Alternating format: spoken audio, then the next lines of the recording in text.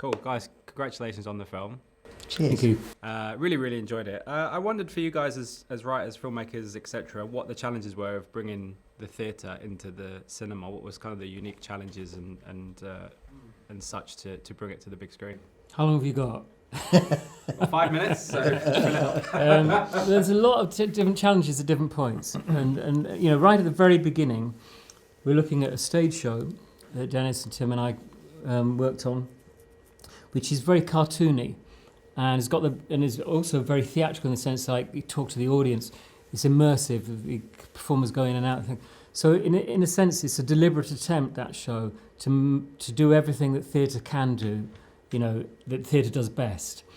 And so none of that applies on film. So interacting with the audience, obviously, you know, you've got to go. But also this idea of how cartoony it should be. You've got to fill in the world in a film, unless you're doing an animation or something really sort of heightened. You've got to fill in the rest of the world. So we made a decision quite early on that what we were going to go for is magic realism, rather than anything over, you know, super heightened. And so that it was a world in which would have quite a lot of reality in it, but also have one foot off the ground. So when people started singing and dancing, it wouldn't be a huge leap. And certain areas, you know, of the storytelling would be exaggerated with colour or, you know, design in other ways. So calibrating how to pitch the story, to keep enough reality to make it feel exceptional when magic happens, and to make sure that it's not too impossible that people sing and dance, stuff like that. So that was a big early decision.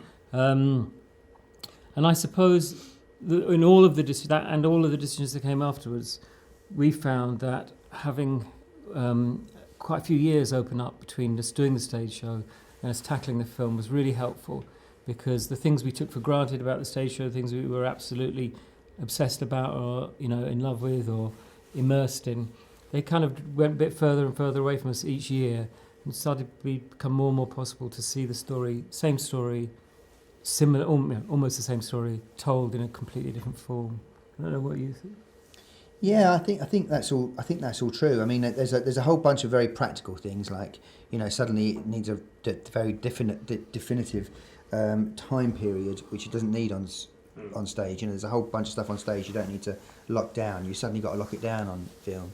But also it was just the challenge of doing your own, because we'd done it like we did the stage play. You know what I mean? So it's actually difficult doing your own thing. You know, and again, like Matthew's saying, that time really helped, because it gave us distance to look at it and go, well, you know, to not be sort of sacred about stuff and not hold, you know, because it's quite different from the.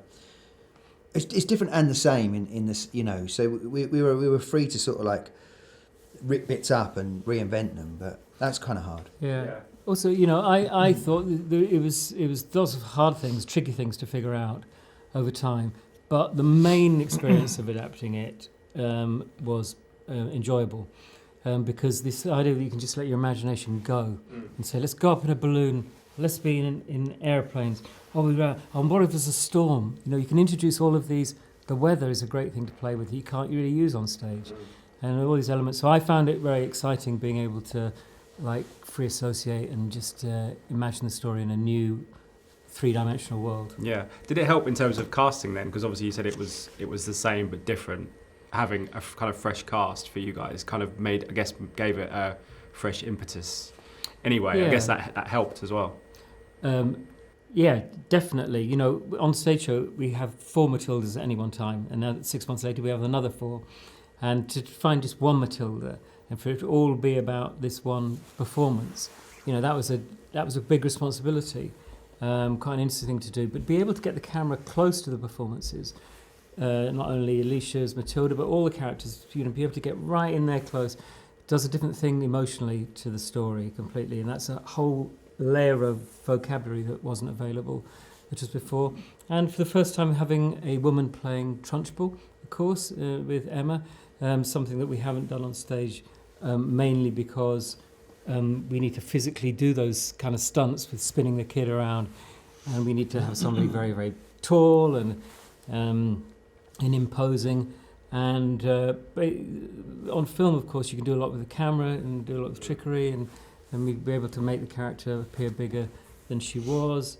So it was an opportunity to have a woman play that part, and Emma, really eats it up. She just grabs hold of that role, and that was an exciting thing to do. So yeah, lots of new little things to explore in the performances. Yeah, I guess for you as writers as well, for you as a writer, should I say, the kind of the intricacies of the character are slightly different, given it's when you have Emma and then you have Stephen and Andrea and Lashana, that there's little bits in there that you can maybe play around with a little bit. Yeah, a little bit. I mean, I think you sort of a lot of by the time they've come on board, a lot of the writing's already, not that the writing hasn't been done, but it has been. You've drafted it quite a bit, but once you know it's, say, Stephen Graham, you can't help but sort of change little things change within it, because you just sort of see all these opportunities. There's suddenly these people that you just think of, you really admire and you think are brilliant performers, and you just think, oh yeah, that'll really work, because they start getting in your head.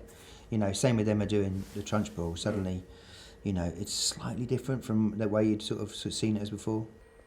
There's a real always been kind of a hopeful optimism kind of entrenched in Matilda and some of Roald Dahl's work. It feels like the right time to do something like this, given the state of the world at the minute. Do you feel like the timing feels right, particularly if you're going to have a cinema release in the UK as well, that this feels like the right thing at the right time for people to get lost in?